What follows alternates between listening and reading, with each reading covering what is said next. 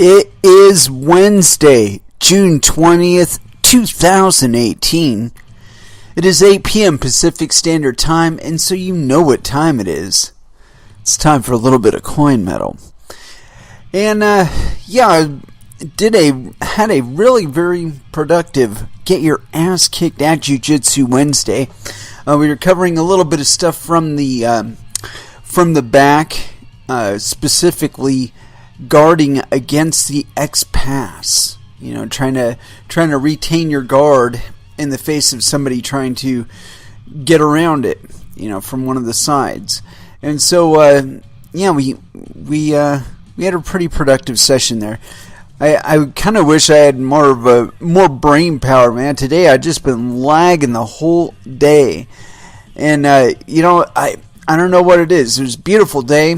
It could be because my back's been kind of bugging me a little bit, but I'm not going to let that go too far. Anyway, I did get my ass kicked at Jiu-Jitsu today.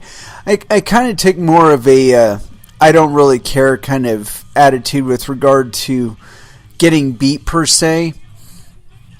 I was training against a guy who actually got his blue belt when I tested for mine.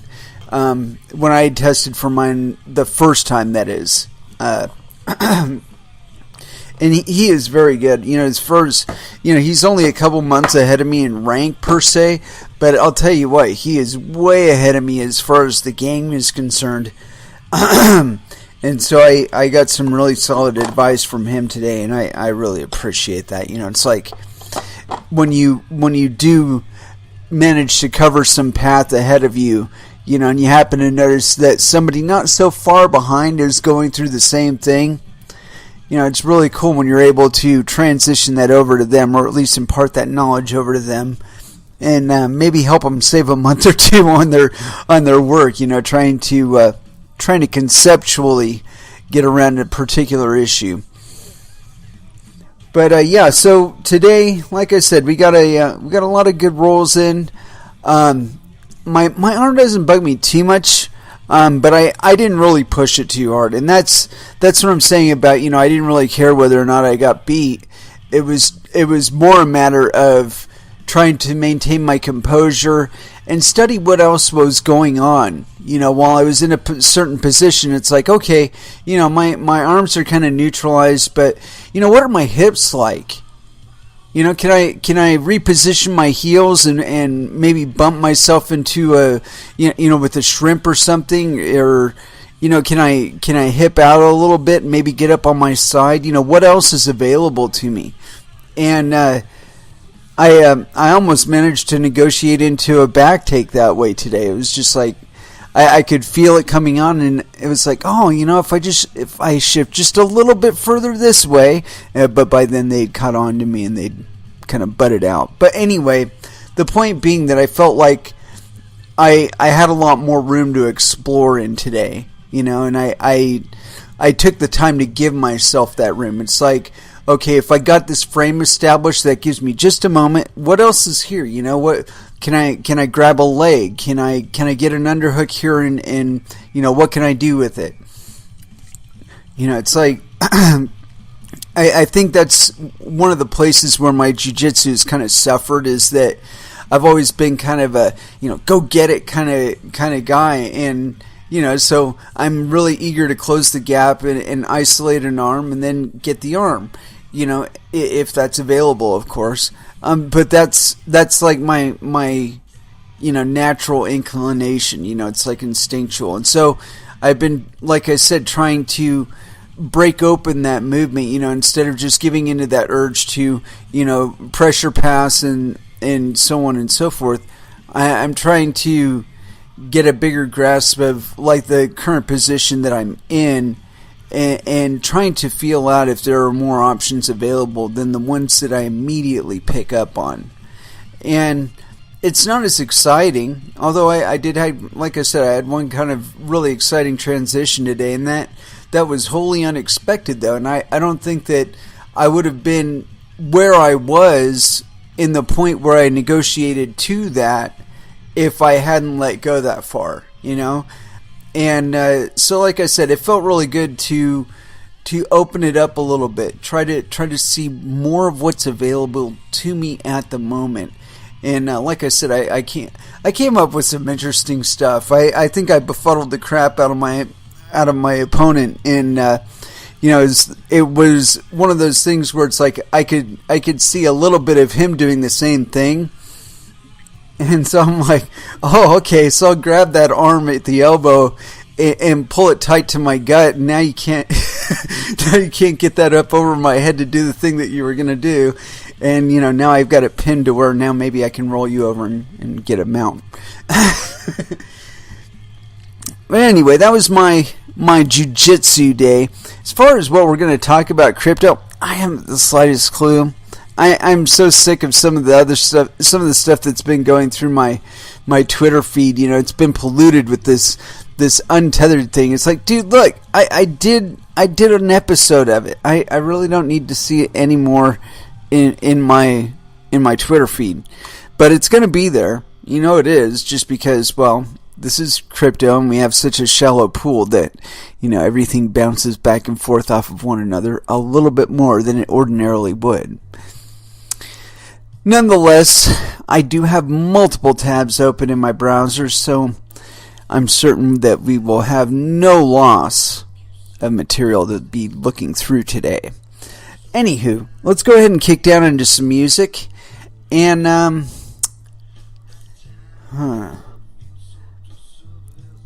one kind of stuck out. Terrorized by the Cavalier Conspiracy. Here on Coin Metal. First Dance. And that was Sixth with Bland Street Bloom. Yeah. Haven't had any of that in a long time. I'm assuming they're talking about pot. Bland Street Bloom. It's like, it's the, it's the shit that you buy that, is always available. It's not the highest quality, but it gets you by, for the moment. Bland Street Bloom. But, like I said, I haven't had too much of that old Bland Street Bloom for a very, very long time. Mostly because I live in the land of really chronic weed. So, it's you had to do something really, really wrong in order to find the old Bland Street Bloom anywhere around here, let me tell you. I'm sure it's available. I'm sure that somebody was unfortunate enough to buy it, but it wasn't me. Anywho, yeah, like I said, I was paring back a lot of my tabs because I had a bunch of Famunda cheese in there. But I've got like 8 billion tabs open, and so I got tabs that have been open since the last time that we were here. So, I'm still having to pare some of them back because they're from like, I don't know, the 16th. Anyway, I do have something I did want to get into. And this one is kind of unfortunate. It's something we've seen happen multiple times, although the timing has to be kind of wondered about, only because we've recently seen heightened questions when it comes to Tether. And so BitThumb was hacked, and I'm trying to find the frickin' article that I had available for it, because it was really, really funny. They've been trying to downplay exactly what kind of impact this particular hack has had, and so you always have to be kind of skeptical. When they're like, oh, we're okay, you're gonna get your funds, everything's fine.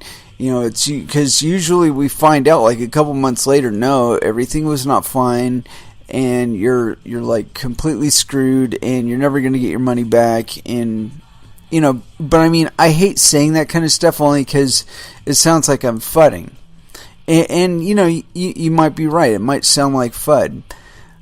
However, we've seen how this shit plays out multiple times. And so it's like, do you want to accept the face story and keep your money there and wait for it to, blow up and fuck you out of money? Or do you want to get your money the fuck out of there? Let's see here. I'm trying to find the exact article about this, because I've already seen some questions as to whether or not keep the blocker on, as to whether or not this is actually a legitimate thing. Let's see here. I'm trying to find it. Bitfinex has come out of hiding. Some of you may be familiar with his work, or her. Could be a her. We don't know. But this person, be they man or woman, has been talking about Bitfinex and Tether for a very long time. And they're I'm sure not surprised at all with regard to what's going on with Tether. But anyway, I'm going to do a quick brush up here. CNBC, South Korean cryptocurrency exchange BitThumb says it was hacked and 30 million in coins was stolen. South Korea-based cryptocurrency exchange BitThumb said Wednesday that it was temporarily suspending deposit and withdrawal services after about $30 million worth of cryptocurrency was stolen. The South Korea-based operator said on Twitter that the stolen coins would be covered by BitThumb's own reserves and that all users' assets are being transferred to a safer cold wallet. The exchange did not say when it would restart its deposit and withdrawal services. Bitcoin fell from about 67.1835 to as low as 65.6179 following the tweets from BitThumb, according to CoinDesk's Bitcoin price index.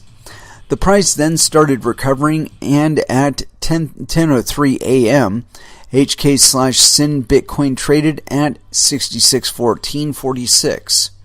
Such a move is relatively staid for the regularly volatile asset.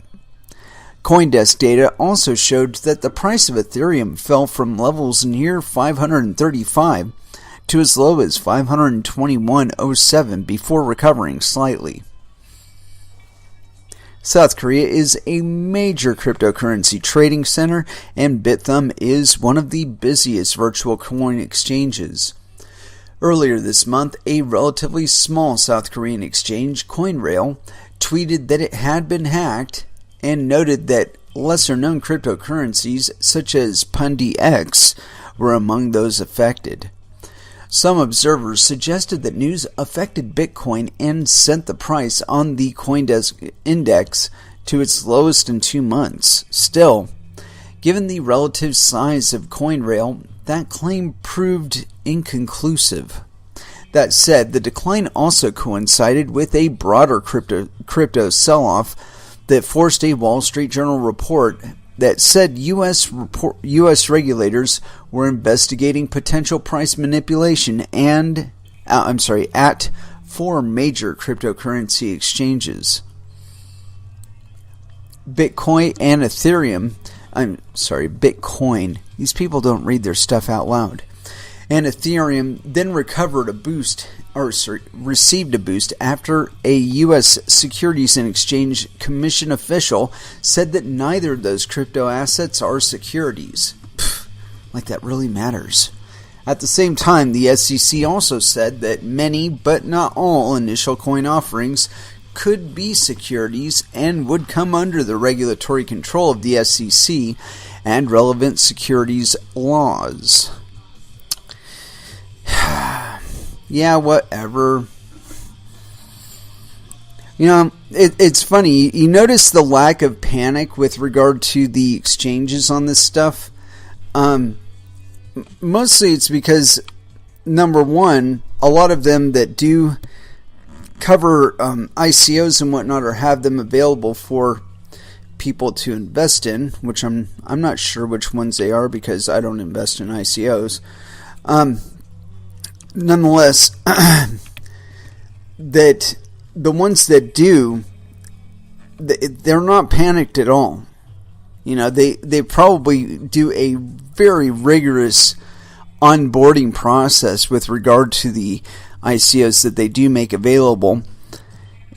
And they know just by looking at a lot of them whether or not they will pass muster in the U.S. markets. So it's like when this talk of regulation comes around, they don't care. They're like, yeah, whatever. We already got that covered.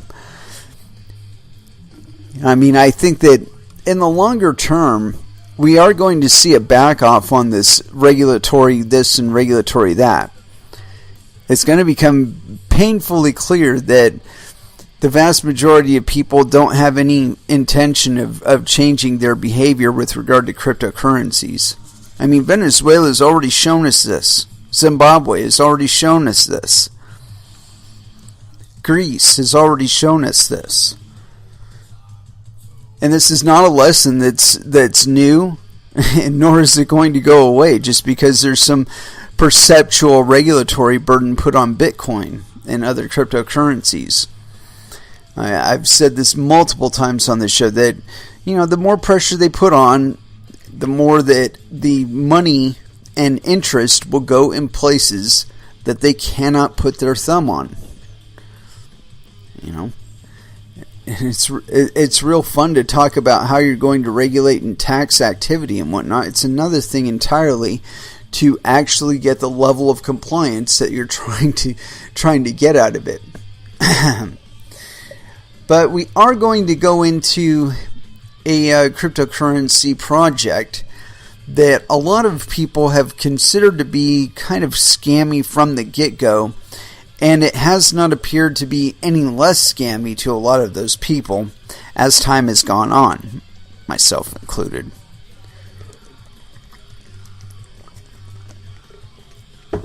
Oh man, I had to refresh. It's been a very, very warm day for me. I was out there doing some hard work out under the blazing sun, so you'll have to excuse me if I sound just a little bit parched.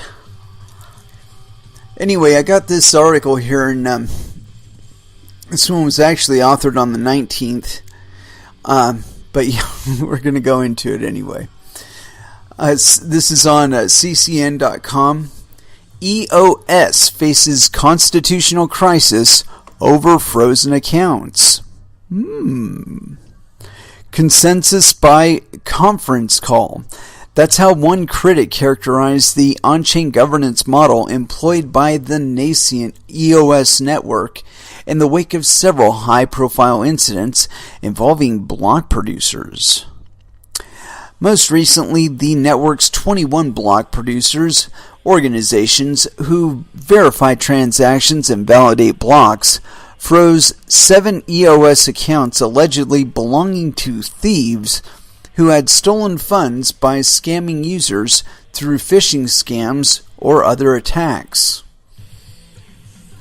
This action occurred on June 17th. While controversial in its own rights, many compared it unfavorably to Ethereum's decision to hard fork over the DAO hack in 2016. The action was also apparently executed in violation of the EOS Constitution, which delegates such on-chain governance decisions to an arbitration body. From Article, I guess, 9, all disputes arising out of or in connection with this constitution shall be finally settled under the rules of arbitration of the International Chamber of Commerce by one or more arbitrators appointed in accordance with these said rules. As CCN reported, the EOS Core Arbitration Forum, ECAF, The body whom this specific decision was delegated initially refused to order the block producers to freeze the accounts, citing lack of jurisdiction since EOS token holders have not yet formally ratified the Constitution. The ECAF later issued a retroactive order dated June 19th, instructing block producers to freeze the accounts, along with a statement that the, quote, logic and reasoning for this order will be posted at a later date. Let's see. And we've got a note here. ECAF Emergency Measure of Protection Order, pursuant to Section 3.5 of the EOS Core Arbitration Forum, ECAF, Rules of Dispute Resolution, Emergency Measures. The emergency arbitrator appointed to review claims, blah, blah, blah, blah, blah, blah, a bunch of numbers, has reviewed them and finds credible evidence to support emergency measures of protection for the claimants. Said emergency measures are the refusal to process transactions of any kind for the affected EOS account names and or public keys pending further review of the claims by an arbitrator. It is hereby ordered that the EOS block producers refuse to process transaction for the following accounts and keys indefinitely until further official notice and instruction from the ECAF. And then it gives a bunch of numbers. This arbitration order is retroactive to the times of the block producer's first actual refusal to process transactions for the listed EOS accounts and public keys. The logic and reasoning for this order will be posted at a later date. However, the block producers had already frozen the accounts on June 17th, a decision made knowingly in violation of the Constitution over a conference call that included block producers and arbiters. No conflict of interest there.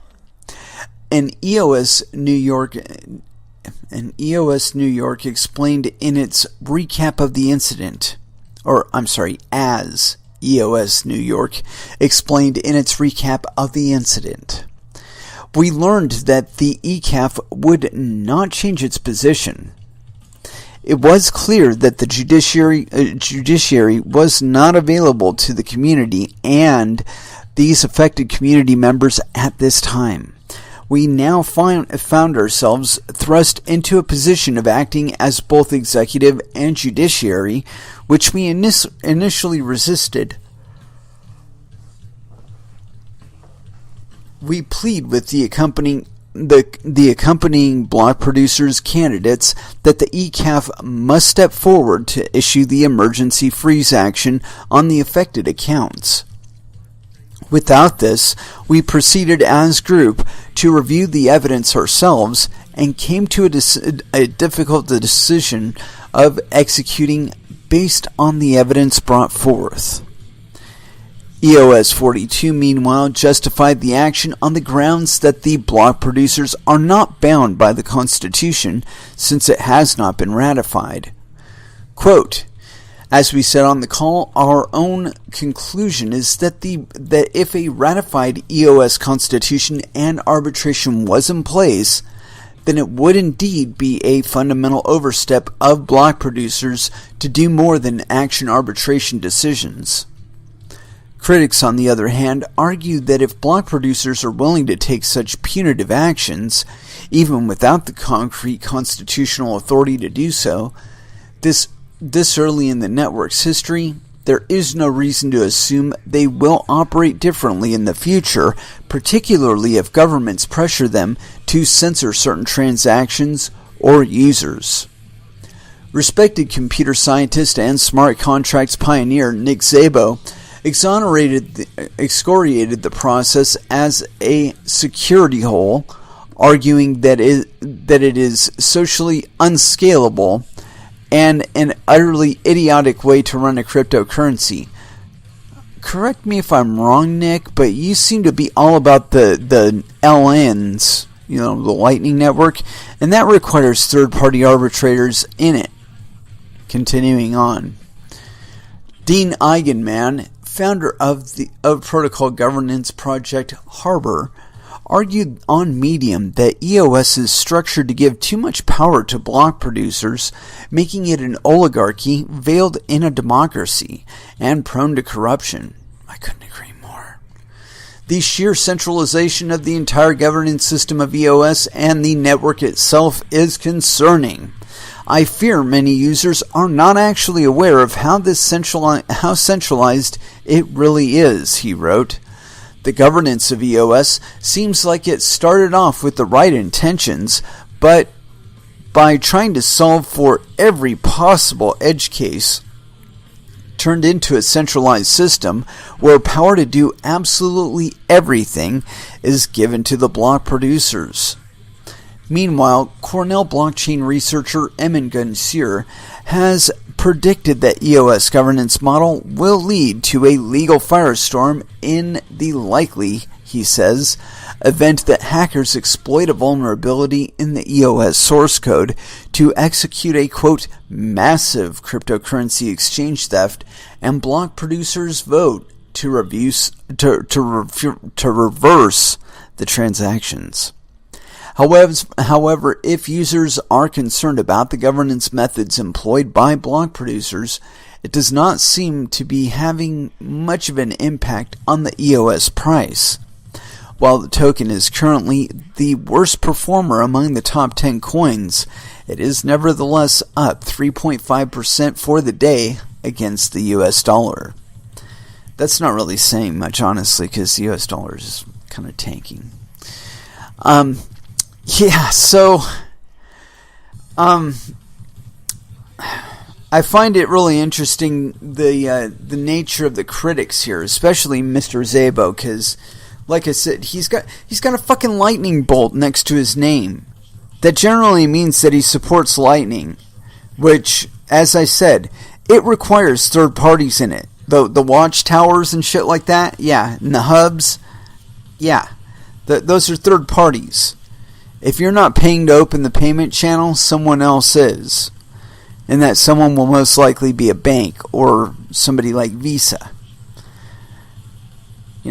So I find it kind of silly to be really giving too much wind to his criticism of this. Because, here it is. We have a third party kind of using their control, their available control. And I think that's something to pay attention to, really, is that this was available to them to do, and so they did it. Now, there isn't anything anybody could do to stop them from doing it. They just did it. Now, imagine that in Bitcoin, where they don't have to tell you, oh, you know what, we're just going to rearrange all the transactions in this payment channel to where you didn't really pay Carol, and now you are in the hole to Carol, and so you need to pay her again. Are you going to have any choice in the matter? No, probably not. Either you pay up for the previous 5 transactions that you did to Carol on this payment channel that's been open for the last 5 months, still open, but those ones will be canceled too, and then you'll be in the hole to Carol for those payments as well. I don't know. I know I'm kind of just like pontificating in the dark with regard to that one. But the thing is there's enough question marks within the Lightning Network system.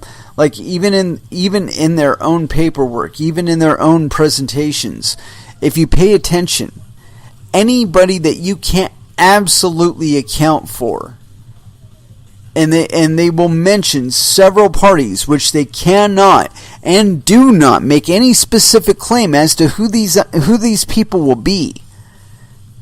And so I immediately think that this could be Visa doing it. And so when you pay real close attention to what they're saying, it becomes clear that all of the things that they're saying could be done by Visa. All of the little third parties, they could just be one big party that doesn't involve you, and will never involve you, because you don't have the licensure, you don't have the insurance, you don't have the volume to be traded. But they're more than happy to make money off of your Bitcoin while it's tied up in their payment channel. And they'll be using that as collateral to borrow against and issue tokens against, and you'll be spending the tokens that are based on your own volume. Yeah. Fun stuff. Anywho, let's go ahead and throw back down into some music. I'm still feeling a little bit slow in the dome. Want to get it kind of moving forward with a little more caffeine. And as far as music to get us there, it's got to be Slayer. Where's the song? Here it is. War Ensemble. Here on Coin Metal. And that was Prong with Home Rule. And if you're curious as to what album that was off of Cleansing.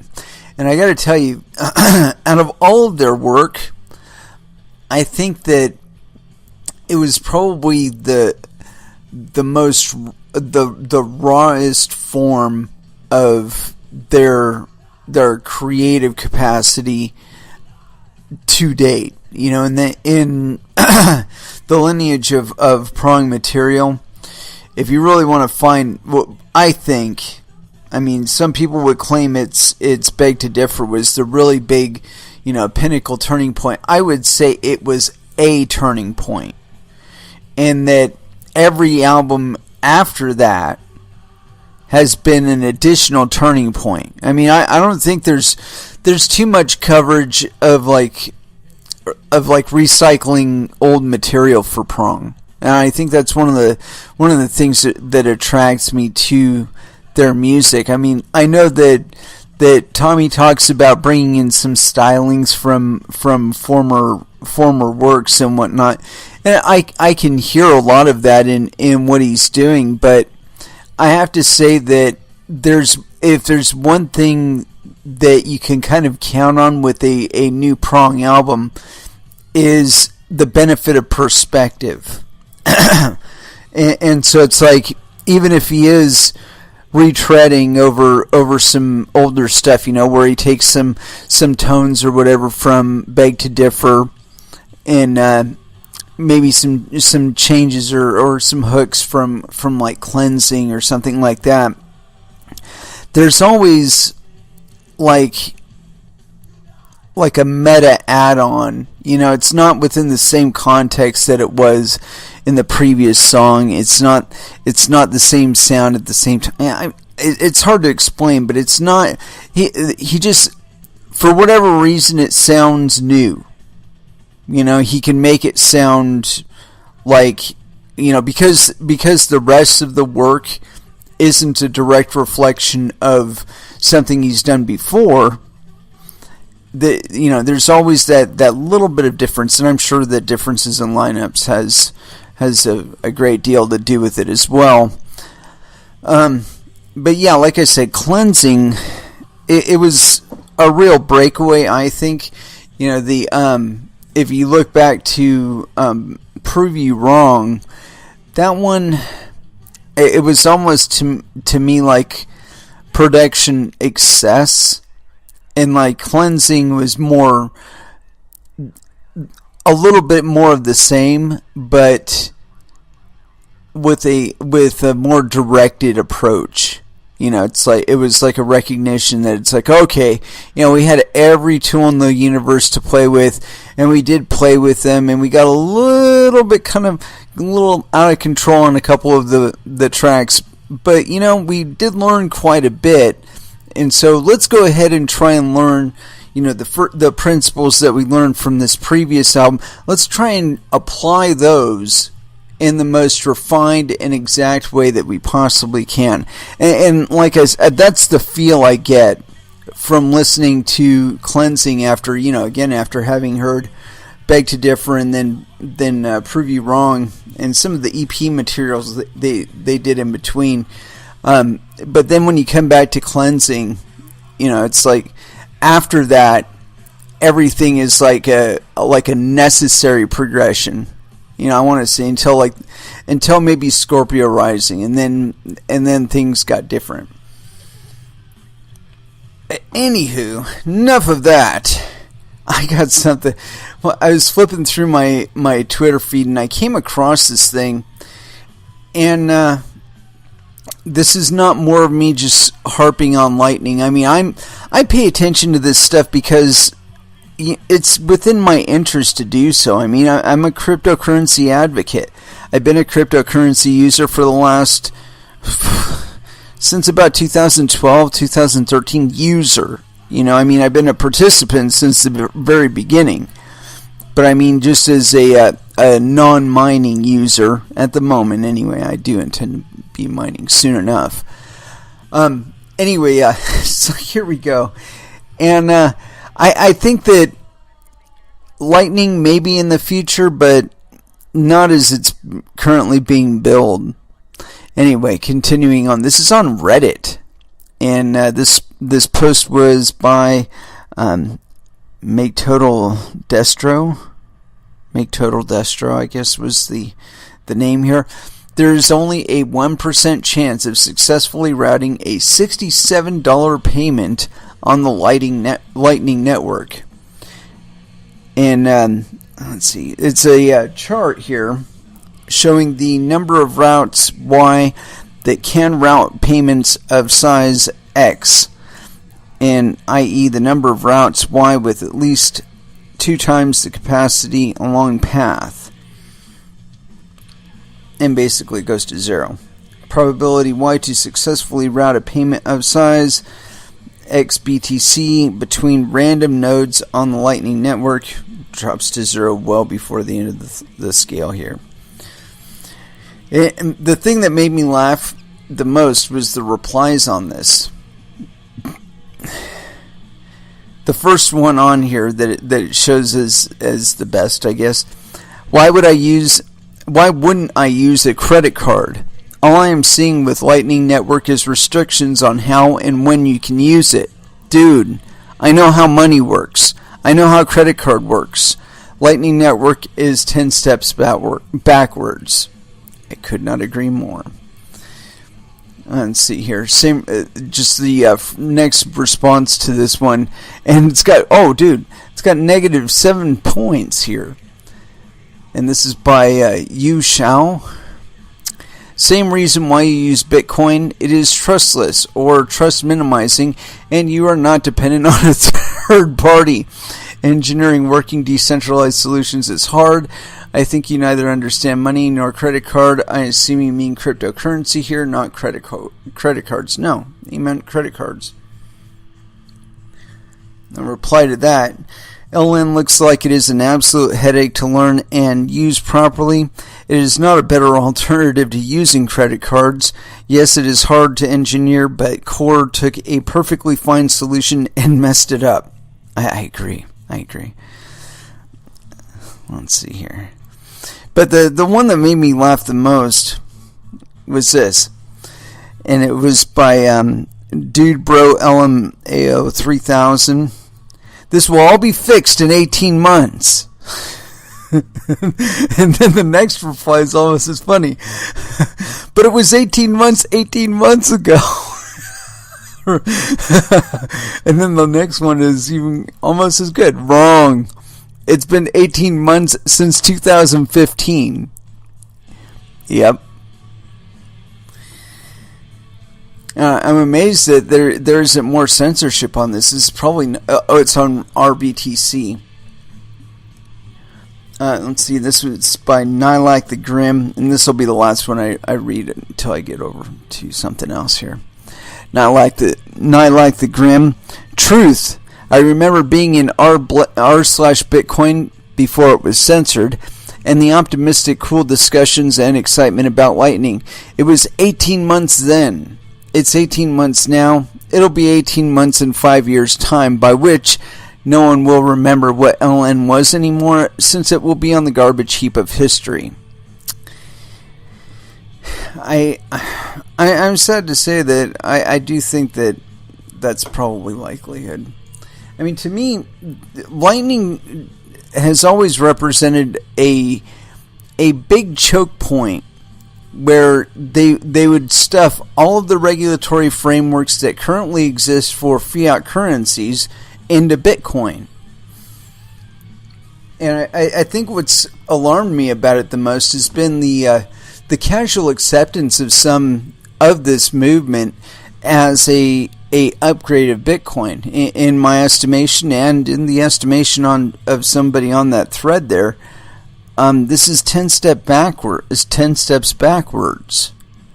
You know, we had basically what we were trying to do with this in 2012 and 2013.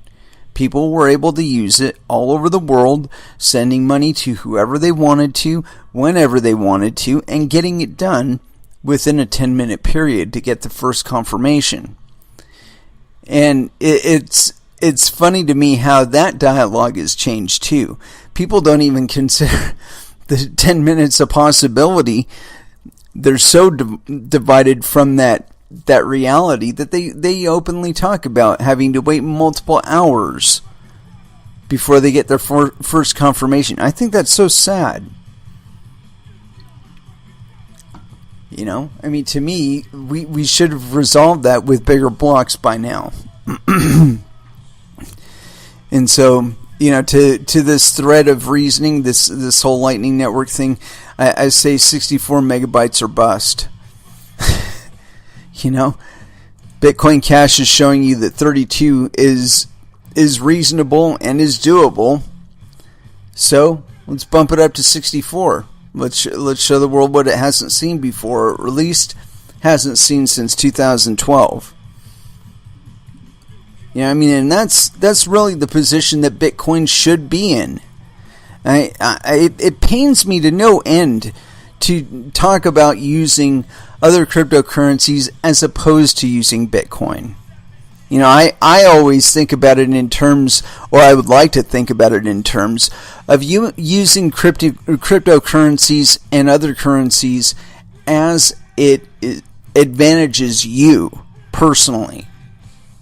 You know, I mean, this is a, how should I say it? This is a kind of a little magic trick that's only been available to bankers up until the invention and advent of cryptocurrencies, where we have been able to make money directly on the arbitrage between cryptocurrencies and fiat currencies and back again, and between others. You know, between other cryptocurrencies, between other exchanges. That's been something that's only been given to banks until now. And that's among the monopoly, the powers of monopoly that they exercised before, and ones I'm sure that they would like back. But as has been said about this space many a time, that genie is out of the bottle now, kids. And good luck getting it back in. But I want to talk about a bigger thing here. And we are going to talk about EOS a little bit, because the next part that I want to talk about, this is kind of a load up to it. And what you have to pay attention to in cryptocurrencies is relationships, not just between software and how the software interacts, but also between entities and what those entities do. And so this one's on CryptoCoinNewsJournal.com, CCNJ. And this is by Neha Gupta. No indication from here, but let's check and verify really quick. Neha Gupta posts blah, blah, blah, blah, blah, blah, blah, blah. Trying to find out the gender of Neha, because I'm unfamiliar. And there is no picture, so it's ambiguous. We're not going to waste a whole lot of time on it. EOS goes live as Bitfinex emerges among the most influential block producers. And this is posted on June 20th of 2018. The EOS Block Explorer voting came to a close, resulting in the official launch of the EOS blockchain on June 14th. The launch follows a $4 billion initial coin offering and months of development and implementation of the platform.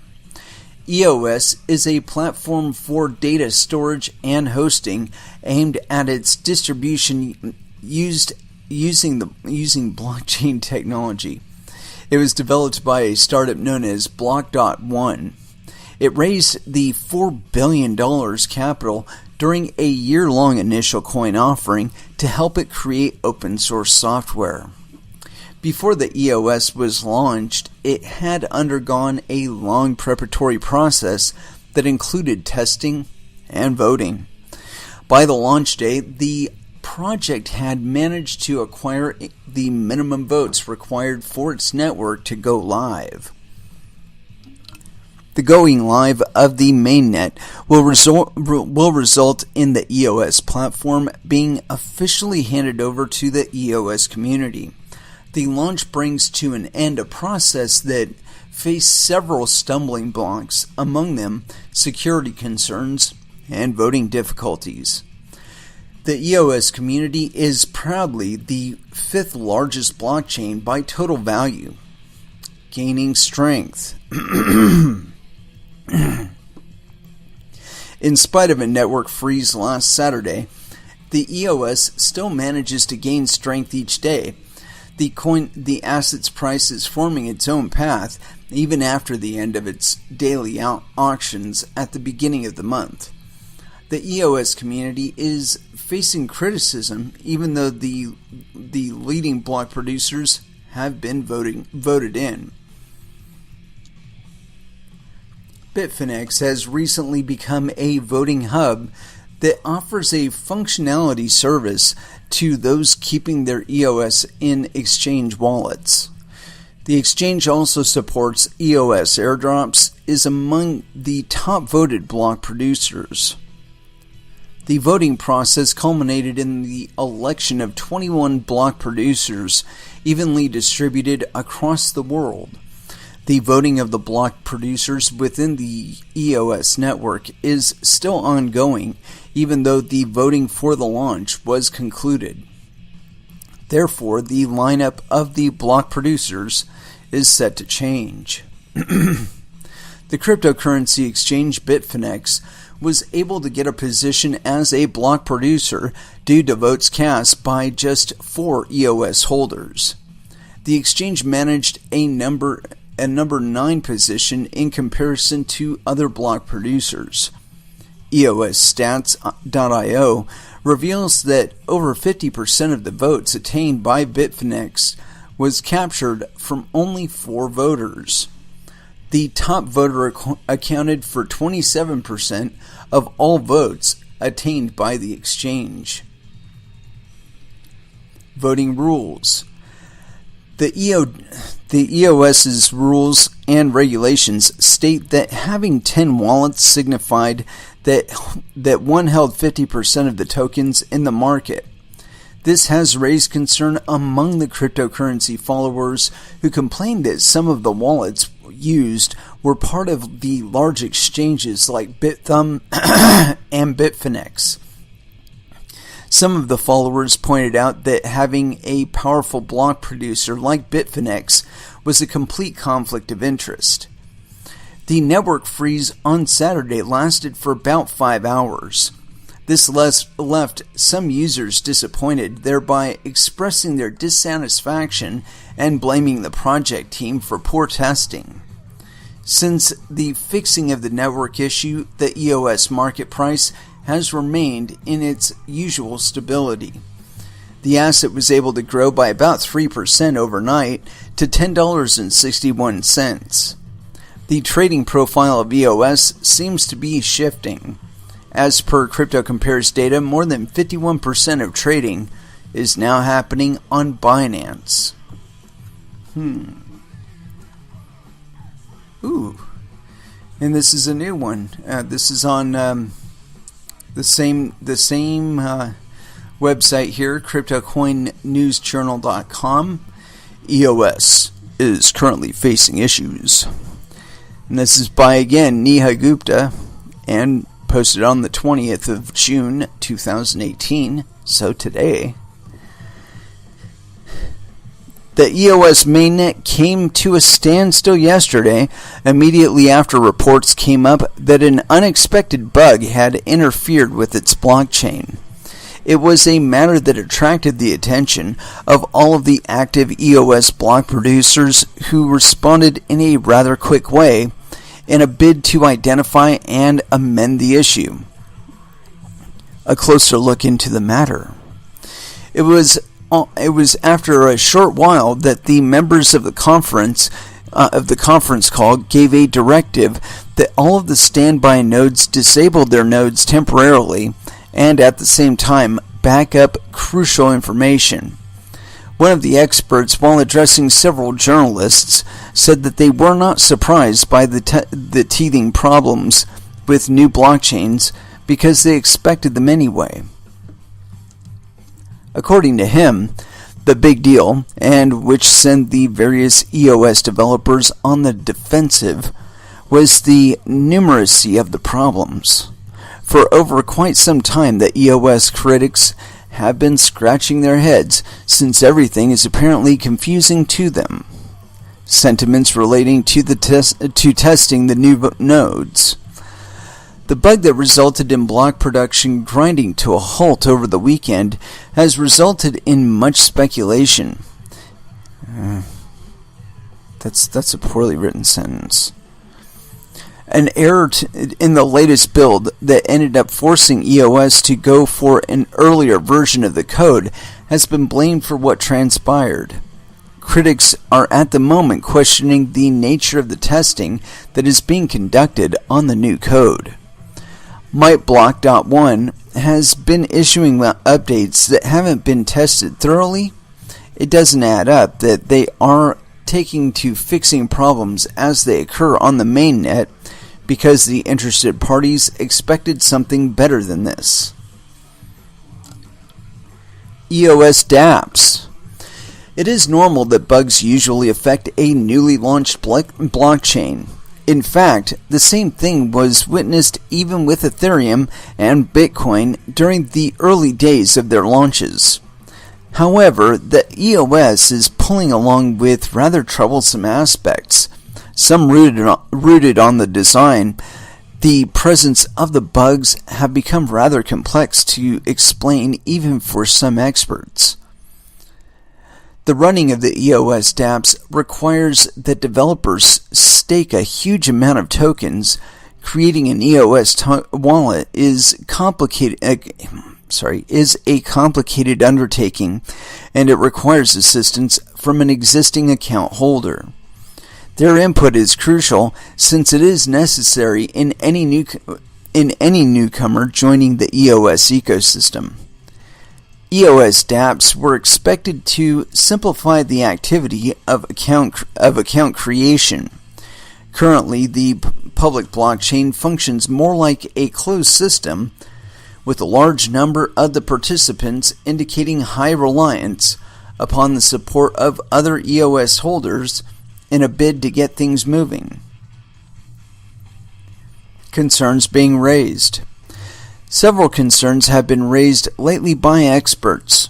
They say that the bad actors have usually resorted to the construction and the publication of the smart contracts containing malicious codes on the EOS to launch attacks on the network. The worrying aspect is the fact that it could end up affecting the various nodes on the network, including those of exchanges and the cryptocurrency wallets. It would result in major disaster if the attackers would be left to gain control of the private keys to cryptocurrency transactions, and that is why caution needs to be taken early in advance in any business undertaking. Yeah. it's really funny to me how much has been put on these guys. Yeah. So there we have it. Apparently there are potential bugs in EOS. And we found out from our previous article that Bitfinex happens to be a major holder. Now, we're going to go further into that, because it seems there's a web here, that it has like multiple players. And our next article, I think, kind of fleshes out a few other players. And so this is on newsbtc.com. Another bug wipes 200 million off EOS, IOTA, EOS, Litecoin, Stellar Lumens, and Tron. Technical analysis, June 18th of 2018. Despite our buy projections, sell pressure is evidently strong and quickly reversing previous gains. Even though most coins as Stellar Lumens, IOTA, and Litecoin are still trending within June 14th anchor candlesticks, it's very possible that bears might break lower and align with the general bear trend. That's patience, and waiting for the right trigger levels to be hit is the right trading strategy. Let's have a look. Technical analysis, blah blah blah. After raising $4 billion from investors, EOS IO mainnet has been nothing short of disappointments. We can talk of their tumultuous coin staking process, which was full of privacy concerns with centralization claims in the last days, but that's no longer a cause of concern. Shortly before their bounty program, Guido Vranken, while working alone, bagged $120,000 after identifying 12 vulnerabilities. Let's see. And this was by Jack Palmer. This is a tweet. So the EOS blockchain was taken offline for 5 hours just days after launch due to a bug, until a centralized company, Block.one, issued a patch to block producers, and the software had $4 billion in funding, making it hard to not be critical, folks.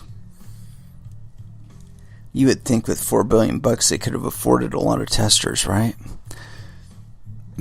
EOS New York. Please see the following post for a recap of today's events in 3 languages. The software acted as designed when issues are detected. The chain was paused.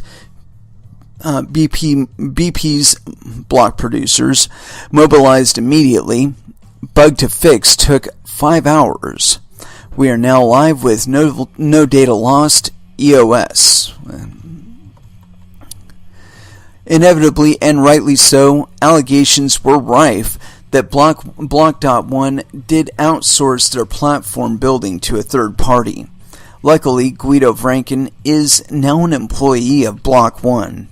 He might even help the team to pinpoint the cause of their recent blockchain freeze. Quote, earlier today, the EOS network came to a complete halt. An emergency mechanism in the software was triggered automatically to prevent the EOS blockchain from hard forking due to a bug.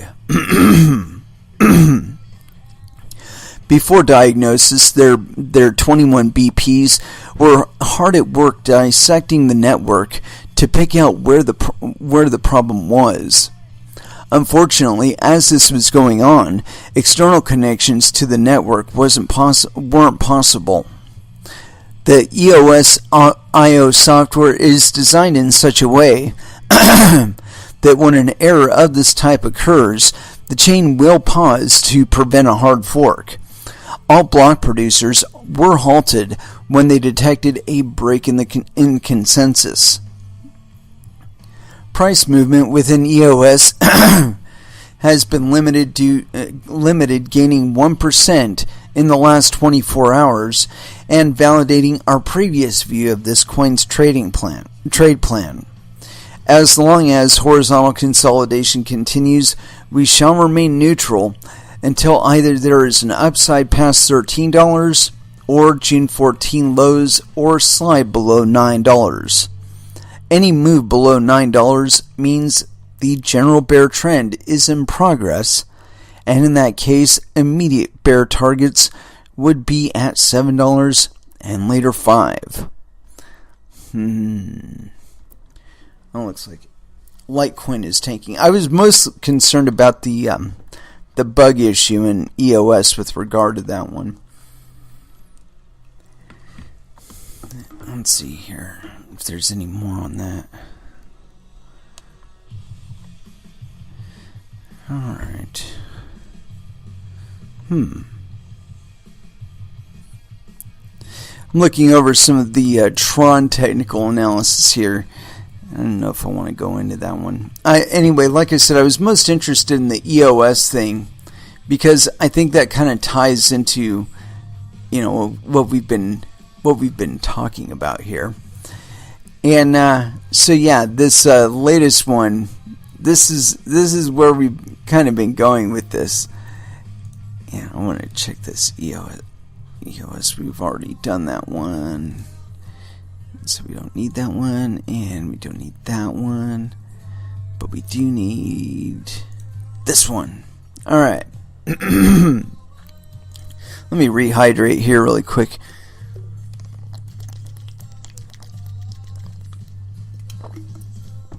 Boy. And so this is on Bitcoin.com. Tether shows law firm its funds, but stops short of an audit. Gosh, I wonder why. Tether tries to dispel the FUD, speculating over the solvency of Twitter and specifically whether its dollar-pegged stablecoin is actually backed by fiat reserves is a pastime that has spawned entire Twitter personas devoted to the issue. Vocal Tether critic Bitfinex has been joined by a growing chorus of critics demanding full transparency from Tether, which is part owned by Bitfinex. Tether has now obliged, producing for the second time in 6 months a legal report into its financial standing, and we are going to read that. The report, which was produced by the law firm of a former FBI director, carries weight from a legal perspective, but it fails to provide cast-iron guarantees that Tether is not operating a fractional reserve. Until the company's accounts are professionally audited, the true state of Tether's finances will remain a point of speculation. Quote, as many are aware, Tether and related parties have been the subject of scrutiny over the course of the past several months, begins Transparency update. Quote, we have spent our time largely disregarding these allegations, instead letting our efforts and the continued faith of our community of users speak for themselves. Many cryptocurrency traders would rather Tether have addressed these issues sooner rather than letting the blind, quote, faith of its community serve as a guarantee. Enter Free, Sporkin, and Sullivan. The magnificently named Free, Sporkin, and Sullivan are the legal firm who were handed the task of taking a snapshot of Tether's bank balance. They did this on June 1st, whereupon they confirmed that there were sufficient funds to cover all USDT in circulation on a one-to-one basis. Quote, recent reports have opened our eyes to the fundamental lack of understanding surrounding Tether, the issuance and redemption mechanisms, and the compliance procedures that we have built, continues the Transparency update document. Quote, to mitigate this, we will be taking additional steps aimed at opening up Tether to the general public and clearing away any uncertainty that may exist. Oh gosh, wouldn't that be a relief? The simple answer, and the one that cryptocurrency holders have been screaming out for, is for Tether to commission an independent audit. Only once that has been completed can lingering doubt disperse and faith in Tether be restored. While today's report is hardly an all clear in the crypto community, the all clear that the crypto community might have hoped for, its release still helped propel Bitcoin up by $150, undoing the damage inflicted hours previously by the news of BitThumb's $31 million hack. Alright, so I'm starting to wonder about this, because we've got a $31 million hack on BitThumb, who had a controlling interest in EOS. We have Bitfinex, who has a controlling interest in EOS, who also has controlling interest in Tether. And there have been not allegations. There's a report out there concerning the inflation of the price of Bitcoin using Tether via Bitfinex as one of the exchanges. So now I'm starting to see like a picture develop here. Okay, we have EOS. Supposedly they have $4 billion in funding, and they just had some major critical issue that caused them to stop their blockchain. And BitThumb has a $31 million hack.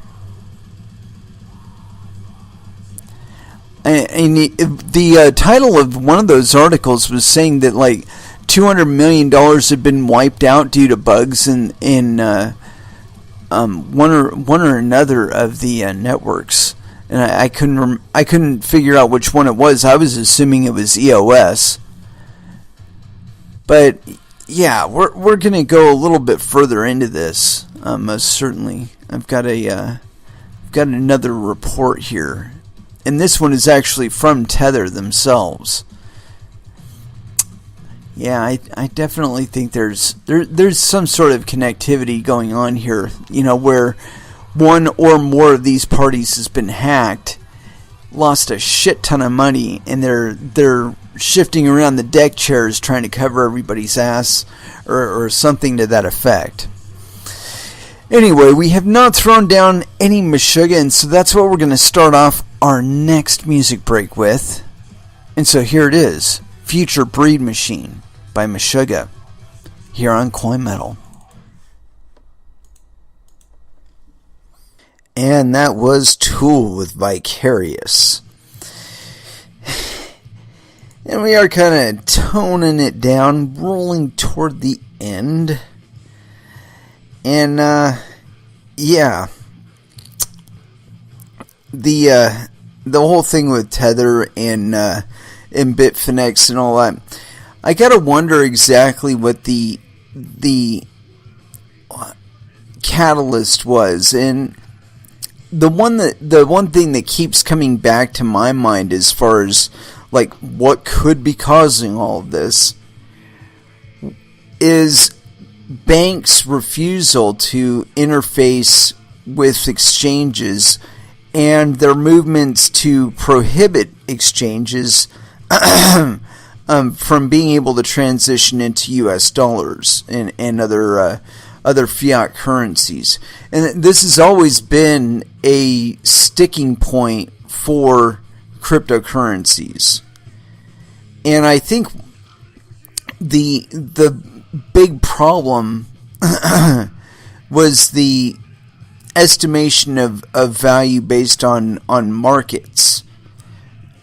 So when we're looking at the US dollar value, we're looking at what people are trading it at on various exchanges, and that's giving us an exchange rate. That's fine, but I think that with regard to cryptocurrencies, the way that they are brought into creation, we have other metrics by which we can use them we have other metrics that we can use to determine how much we're going to charge for things. Now, in the longer term, this is always going to be deflationary. So say you have an item that costs $10 today, right? So if we don't use the dollar pairing to define how much Bitcoin I'm going to give you for the $10 item, we use, say, the amount of effort that it actually took to make Bitcoin. And again, we're going to run into a US dollar or fiat currency differential denomination when we're talking about the amount of energy used. And until there's a different way of regulating it, but it would be more proportional to, so say you've got Bitcoin and there's, what is it right now? I think it's 12 and a half of them are mined every 10 minutes, right? And so say you're going to take 0.006 Bitcoin for, one of your products, that maybe it would change over time, that say your product went up in production capacity, instead of being able to only make 12 a month, you're now able to make 24 or even 30 a month. That's going to change the exchange rate for your item to Bitcoin. But Bitcoin has metrics in time, what the actual volume of new Bitcoin being created. It's deterministic, so we can use that to our advantage when we're trying to determine an actual value for a retail item at any one point in time. When you're calculating out the amount to charge, you could be looking at how much it costs to mine the Bitcoin itself versus how much it costs you to make the unit, right? And of course, you're calculating for time and so on and so forth. So I'd imagine that there's multiple ways that we could be using cryptocurrencies to find the value for things that are not that are just completely separated from fiat systems. And I think in the longer term, that's exactly how they're going to be used. That we're going to find out that trying to pair them with any kind of imaginary unit, be it US dollars or tethers or butt coins, or I don't know. If we're trying to pair it to another intermediary that doesn't go through the same process of creation that Bitcoin does, it doesn't have a proof of work algorithm, it doesn't have public miners, it doesn't have a public blockchain, it doesn't have a blockchain explorer that you can view all the transactions on. As soon as you enter into that no zone, you lose all of the aspects of trust or lack of requirements for trust. You become emburdened with trust again, because you do have to trust at the root of it that Tether actually has a one-to-one denomination where they've got one-to-one coverage for every Tether in circulation. That's trust. You were trusting that relationship is true. Just like you were trusting that at one point that the Federal Reserve had gold backing for every US dollar that was in circulation. I mean, that's why we don't have that anymore, is because they were printing them way too fast. They were printing US dollars so fast they couldn't accumulate gold fast enough to cover. And so they debased the gold base, and we went on to a different base. The point I'm getting at is that this is nothing new. People want to act like this is something new and shocking, and no, this is nothing new. We're reliving this same lesson all over again, and I don't think it's going to get any easier for Tether, Bitfinex, BitThumb. I don't think it's going to get any easier for any of these organizations, because I think at some point or another they have a huge divot somewhere in their portfolio. Whether it be money they lost betting on the markets or betting against the markets, or just money they blew on boats and hoes. I don't know, but there's a big discrepancy somewhere in the dark here, because it keeps getting shifted around. There's this $30 million hack here, and then there's this, $200 million hack there, and that shit adds up after a while. That's operational expenses for a mid-sized company right there. Or, I don't know, $260 million, that's a lot of money. But the point being is, we are going to experience these as long as we keep having these interfaces in between. If we keep having tethers or true US dollars or whatever other intermediary coin token, whatever, all it will do is allow for fuckery to take place on one side of the exchange rate or the other. Probably both. Because, if you're already fucking one party over, why not fuck everybody over? So yeah, Tether, they showed a law firm their funds, stopped short of an audit. That doesn't bode well to me. Yeah. But I do have this report, and it's quick enough. It's 3 pages. We can get through this by the end of the show. And this is on tether.io. This is their attorney-client communication work product, privileged and confidential. But we're reading introduction.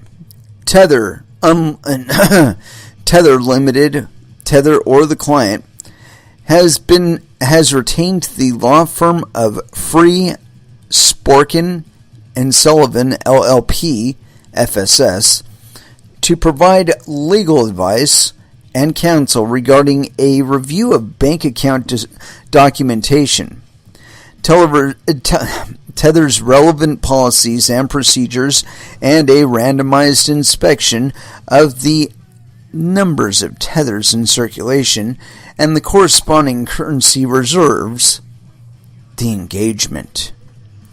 FSS is a Washington-based law firm which provides legal, investigative, and monitoring services to organizations around the globe. Established by 3 former federal judges, including former director of the FBI, with decades of experience adjudicating at the highest levels of the U.S. government,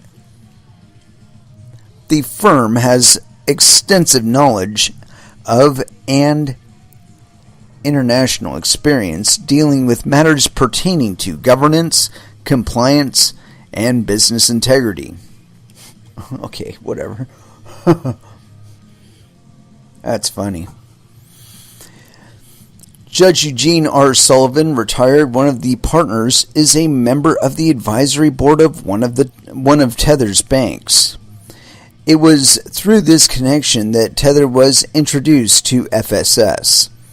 As well, the firm's relationship with the bank allowed for the following review to commence in a timely and comprehensive manner, ensuring that no pertinent information was overlooked in this process. Engagement.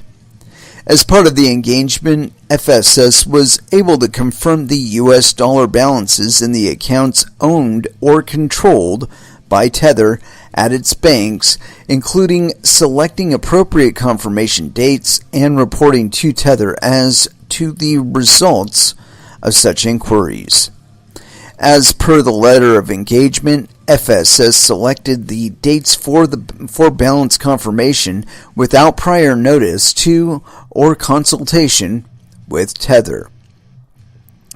To inform its review, FSS conducted comprehensive in-person examinations and telephone interviews of key personnel at Tether and its banks. These in-person examinations took place in Washington, D.C. and elsewhere inside and outside of the United States. These interviewed personnel included Chief Compliance Officers, Chief Technology Officer, Account Relationship Managers, Chief Operating Officers, General Counsels, and others. FSS requested and was granted authorization to perform unlimited examinations of the balances at Tether's banks, had communications with authorized representatives of those institutions, and reviewed hundreds of pages of relevant documents. Among other things, FSS requested and received the following. Number 1. Tether's Anti-Money Laundering, AML, Bank Secrecy Act, and Office of Foreign Assets Control Program. Number 2. Tether's AML Anti-Terrorist Financing Risk Advisory Report from 2018. Number 3, extensive documentation on Tether's account registration process and procedures and its AML system and compliance policies. Number 4, an unredacted consulting report issued by a professional services firm retained by Tether. FSS. Attorney-client communications were privileged and confidential. Number 1, this is a continuation of that list. Here we go. So number 5, complete account opening paperwork and materials concerning Tether's accounts with its banks. Number 6, Tether's banking policy, banking access policy, and internal controls, including as they relate to issuance of new Tethers. Number 7, financial information related to Tether. Number 8, Tether's registration as a money services business with and under the Financial Crimes Enforcement Network.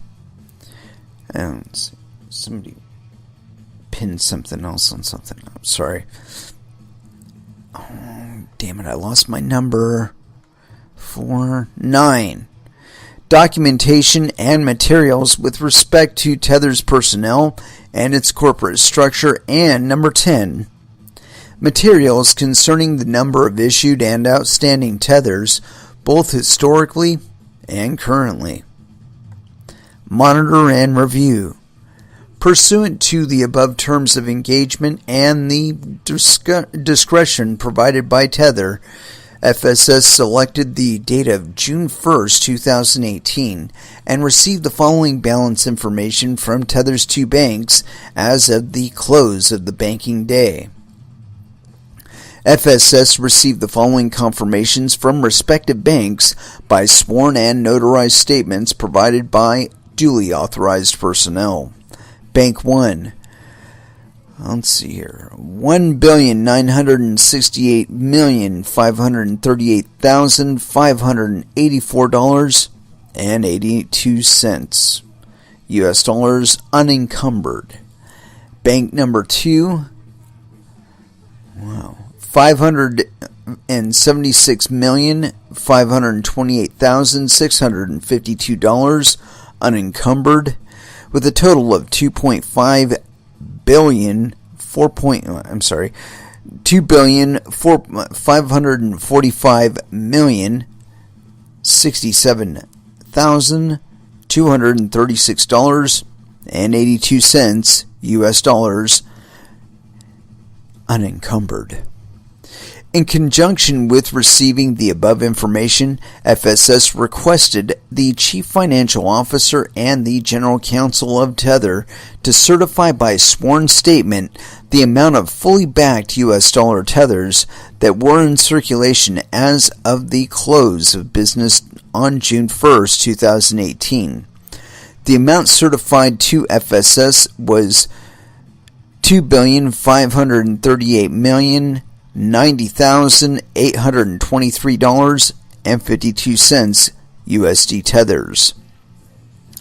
According to Tether's transparency page, the amount of fully backed US dollar tethers in circulation as of June 1st, 2018 was equal to $2,538,090,823.52 US tethers. The FSS did not provide the Tether personnel with any advance notice, nor did FSS provide Tether the account balance information gathered from the two banks prior to receiving the Tether balance information. However, there could have been collusion between the banks and Tether. We just don't know that. Further details as to engagement scope. Number 1. FSS is not an accounting firm and did not perform the above review and confirmations using generally accepted accounting principles. That kind of blows a big ass hole into your statement, doesn't it? Number 2. The above confirmation of bank and Tether balances should not be construed as the results of an audit and were not conducted in accordance with general accepted auditing standards. Number 3. FSS makes no representation regarding the sufficiency of the information provided to FSS, and all inquiries made by FSS have been directed to the client and or third-party personnel responsible for maintaining such information, and the data has been obtained from the client and or third-party personnel responsible for maintaining such information. Number 4. FSS procedures performed are not for the purpose of providing assurance and are limited to the findings listed above as of June 1st, 2018, close of business. FSS has not performed any procedures or made any conclusions for activity prior to or subsequent to June 1st, 2018, close of business. Number 5. FSS did not, as part of the engagement, arrive at any conclusions as to Tether's compliance with applicable laws and regulations in any jurisdiction. Number 6. FSS has assumed without further inquiry that the bank personnel providing the confirmations were duly authorized to provide such confirmations and that the confirmations were correct. In other words, they did not do any external confirmation that those confirmations were in fact the product of an external confirmation and not necessarily an internal confirmation. Conclusion. FSS is confident that Tether's unencumbered assets exceeded the balance of fully backed US dollar tethers in circulation as of June 1st, 2018. That is page 3. Okay, they've already kind of subsected themselves away from any kind of legal liability. They're only willing to attest to the results of their inquiries as of June 1st, 2018. I think if they were paid any kind of money for this, they ripped off everybody because I don't know that they really did a significant job, really. I mean, I think they just called around and asked some people some questions and said, give us $10,000 or $10,000 an hour or something, but yeah, I don't think this is any kind of claim of legitimacy, nor is it any confirmation that Tether is in fact solvent. Yeah, I think it's really telling that the SEC and CFTC aren't following up further with this, because I would expect these kind of reports coming from them, but it doesn't seem like they have any connection with DHS or the FBI or the Department of Justice or anybody that could be like whipping out guns and pointing them at people and saying, give us the fucking data. Because if anybody should be investigated right now, it's these people, because they're acting as a very, very important cog, and this is one of the very reasons why we do not have a real big desire to jump into that kind of space with regard to cryptocurrencies or currencies in general. Do not want to be the interface between fiat and Bitcoin. We just want to exchange Bitcoin for fiat, or Bitcoin for other cryptocurrency or service or product or something, but not an intervening token that can be created out of thin air, has no legitimate backing.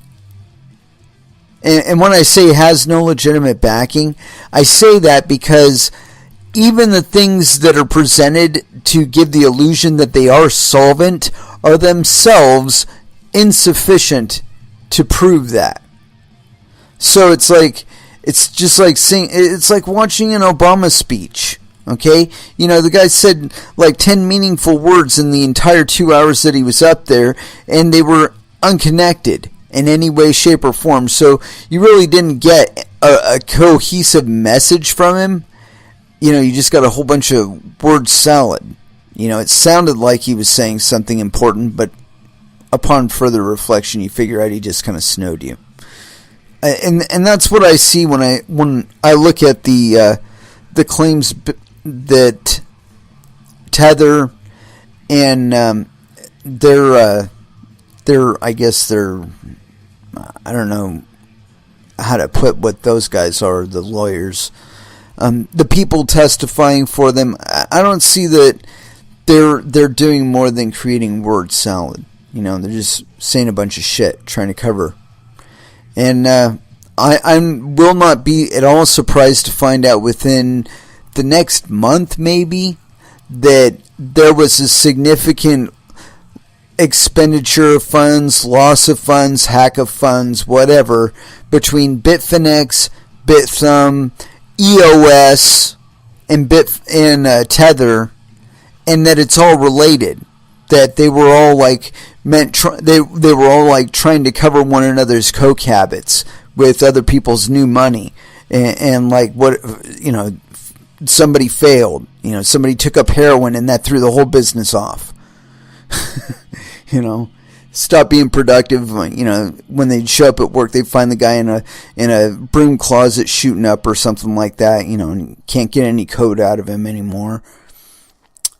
Anyway, it's with that I'd like to close out this episode. We will be back again on Friday at 8 p.m. Pacific Standard Time. And so until then, I want y'all to trade safe. Do your homework. And watch out for your own bunghole, because nobody else is going to do it for you. Thank you very, very much for listening. I certainly do appreciate the support. And so yeah, like I said, we will be back on Friday. Until then, you can find me on YouTube. I will be posting this episode with others as soon as I possibly can. And we're going to go ahead and close this out with The Last Dance from Within the Ruins, New Holy War. Last Dance here on Coin Metal. Thank you again for listening, and y'all have an excellent evening.